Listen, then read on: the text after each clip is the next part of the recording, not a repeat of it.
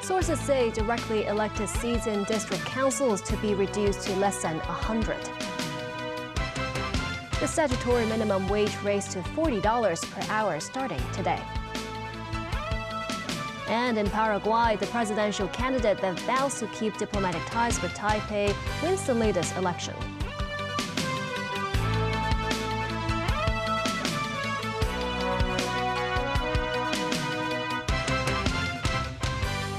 Good evening and thanks for joining us. Sources say the city's new district council composition will adopt a mixed model of appointed, indirectly elected, and directly elected seats. And the number of directly elected seats is expected to be reduced to about 20% of the total, or less than 100 seats. Memo Zangai has the story. The current term of office of district councillors is due to end at the end of this year. Chief Executive John Lee earlier said the district administration review had entered the final stage, and the district councils are worth keeping with certain election elements. Sources said authorities introduced the plan to members of the Executive Council today. Currently, there are 479 district council seats. Among them, 452 seats are directly elected. Under the government's proposal, the proportion of directly elected seats will be reduced to about 20%, with the rest being appointed and indirectly elected. This means the number of directly elected seats in the coming district election will be less than 100. DAB lawmaker Edward Leung believes such a change in the district council election will benefit the city in the long run. The district council has always been an advisory and consultative body. However, in the past, we see that some people use it as a political arena to deliver falsified message to polarize the society. And we think that under the new electoral system, it will pull the district council back on track, which is an advisory and consultative body. Leung also said the proposal will encourage more people to participate in future district council elections. Under the new electoral system, it will make the district council delivering a broader cross-section of opinion, as appointment and indirect election will make people with different professional backgrounds, such as teachers, such as lawyers, accountants, and school principals having a better chance to get into the district council. Sources also said the district council election will introduce eligibility check on candidates. More details will be revealed tomorrow. Memo Zangai, TVB News. Today is Labor Day, and starting today, the statutory minimum wage has been raised to $40 per hour. Chief Executive John Lee marked the day by thanking all laborers for their contribution to society, while activist groups staged rallies calling for more protection of labor rights. On Labor Day, Chief Executive John Lee posted on his social media page, thanking all workers for their hard work and important contribution to the nation and society's development. Also spotlighted a raft of measures introduced in his policy address aimed at improving labor rights. Lee said many of the policies have been making strides. They include an increase in the statutory minimum wage to $40 per hour and harsher penalties for occupational safety violations. The labor sector welcomed the government's abolition of the mandatory provident fund offsetting mechanism, but said it's too late to be put in place as it will only take effect in 2025.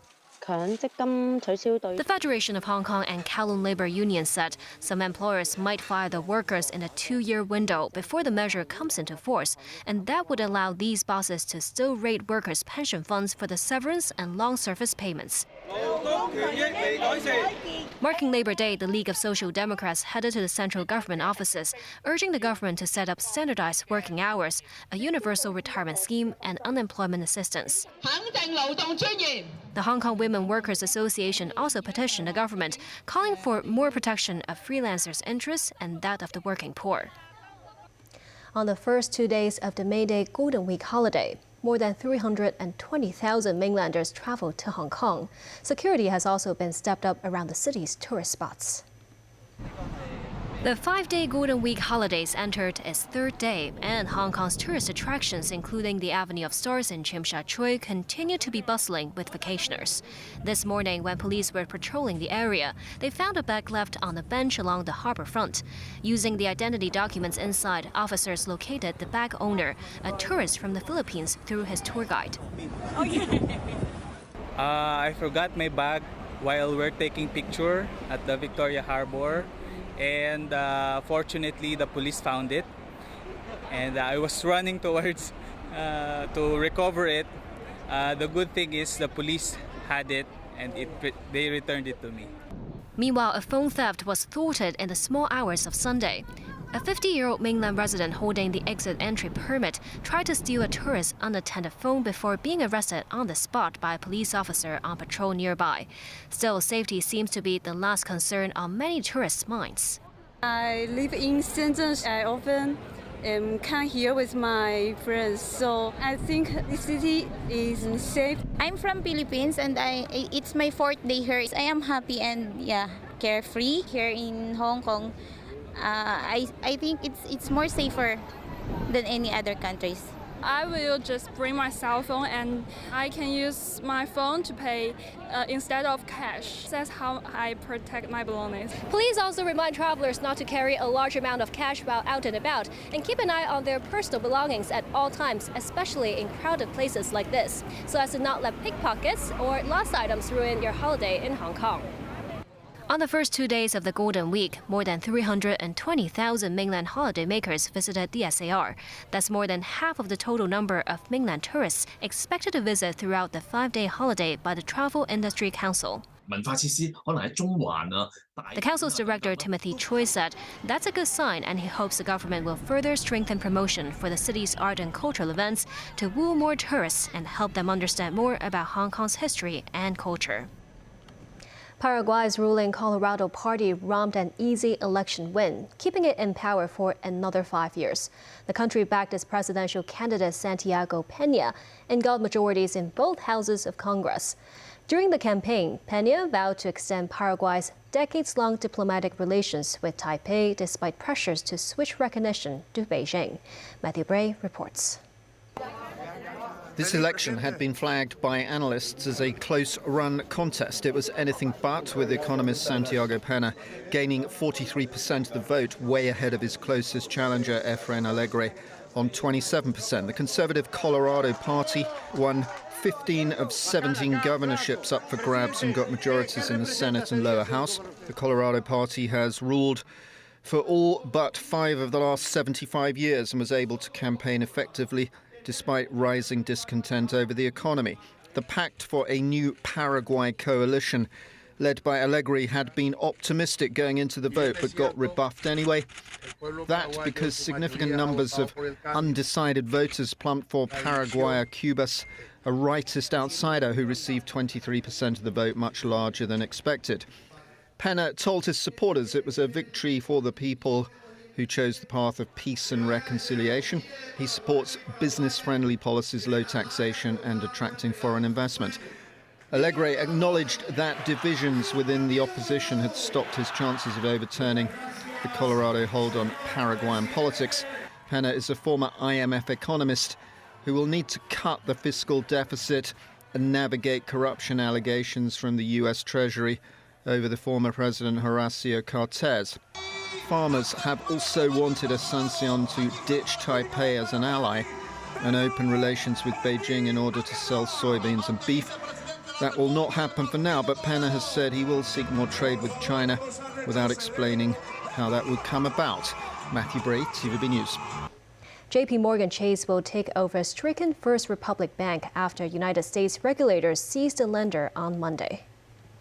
San Francisco-based First Republic is the third mid-sized American bank to capitulate in 2 months. The Federal Deposit Insurance Corporation will act as receiver. JP Morgan will take on $173 billion in loans, $30 billion of securities, and $92 billion in deposits. The FDIC estimates its deposit insurance fund will take a $13 billion hit from taking First Republic into receivership. The rescue comes after Silicon Valley Bank and Signature Bank both failed amid deposit flight. Still ahead on tonight's news, a new 72-hour humanitarian ceasefire is not holding. The Vatican's involvement in a peace mission to try to end the Russia-Ukraine war. And a Hong Kong Indian group helping to feed the city's poorest and most vulnerable people.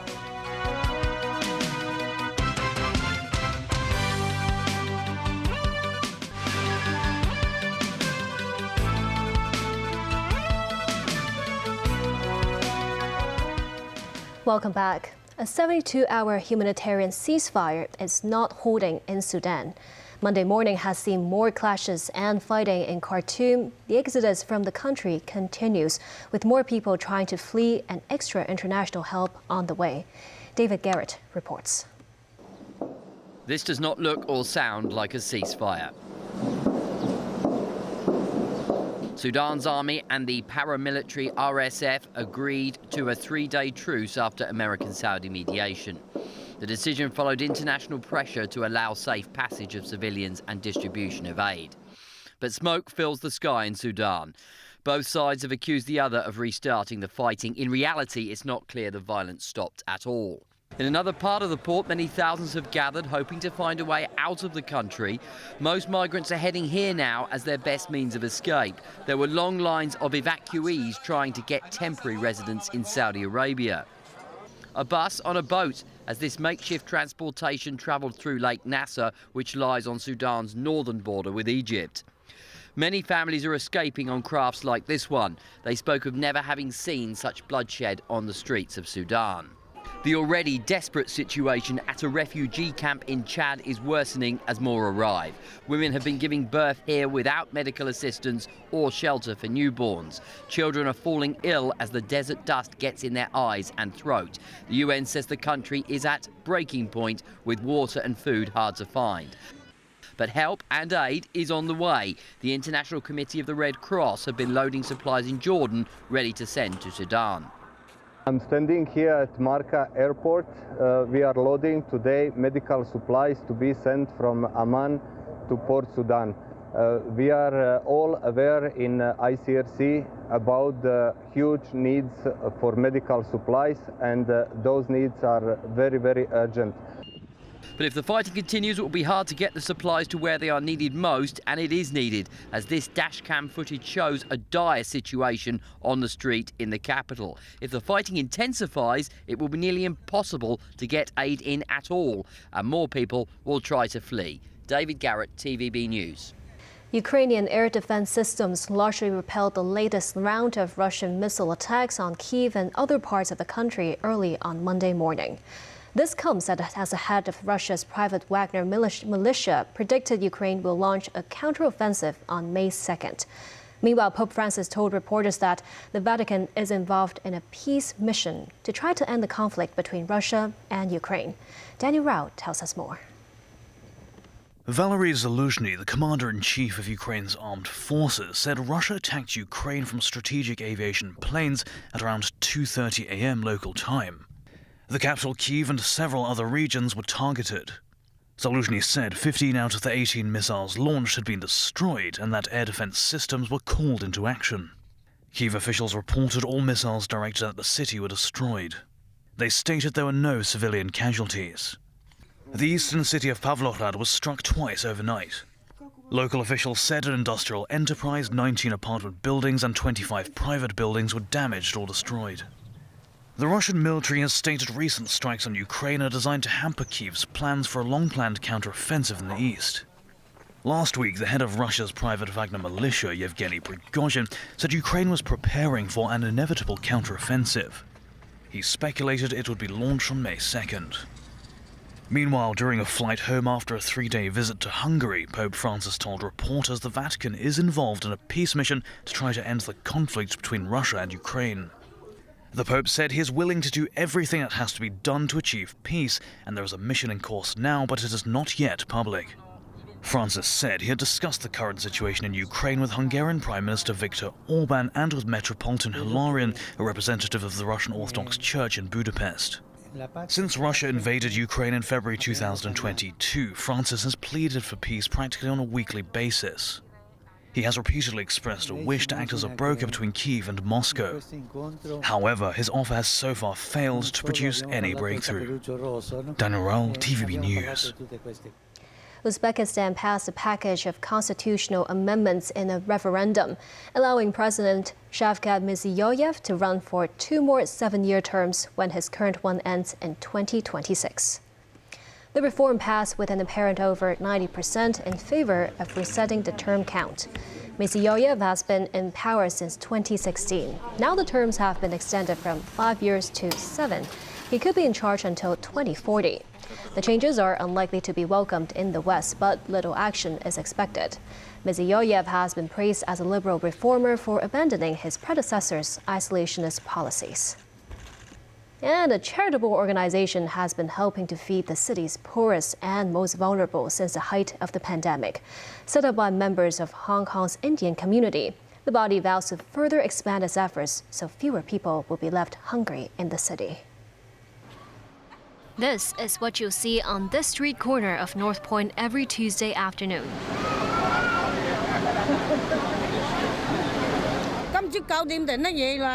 This old lady says she's been queuing up since 9 in the morning, but the woman in front of her waited an hour longer, for 10 hours in total. But there's so many of them. That's all for this moment. Are these goodie bags and food worth the wait? This woman said at least they've got dinner tonight. And the smile just tells it all. Ms. Wang here said the group also gave away masks and disinfectant during the COVID pandemic. And she's very grateful for their help during the most trying time in the city. Apart from North Point, charitable organization Feed Hong Kong hands out free meals and daily necessities to the needy 3 times a week in districts such as Sham Shui Po, Yau Ma Tei, and Kennedy Town. While it's Feed Hong Kong's mission to leave no one hungry in the city, and they try to prepare as many meals and goodie bags as possible, every time there are still people in the line who couldn't get the supplies. It's heartening to see those left out and left behind. They are looking to further expand their operations with more volunteers and sponsors. Among their 250 volunteers, many are non-Chinese Hong Kongers. They include Feed Hong Kong's founder, Raja Daswani. For me, everyone is equal. Whether it's Chinese, European, Indian, anyone, we are all equal. Just serving them, loving them, giving them gives a great joy. I belong to Hong Kong, and Hong Kong is my home. So whatever I do for Hong Kong is never enough. Feed Hong Kong is happy to welcome anyone to join their cause in any capacity. If you can cook, this is the place to serve. If you have the resources, feel free to donate. But if you think you don't have the means or the skills, they say just come with a warm smile, 2 helping hands, and an open and willing heart. Over the last 3 years, Hong Kong has gone through so much with COVID. The need has increased, and it just gives you immense joy to be able to do something back for the community. It's a miracle thing. Because we are doing good, automatically people contribute by themselves. They just keep on rolling. And the more we get, the more we serve, the more we do. We started with 50 packs. We are now into 800 packs a week. So, and we're trying to go into maybe 10,000 a month. Packs of food and goods to nourish the body and soul of the city's less fortunate from our very own Hong Kong Indian community. And that's the news. Thank you for watching.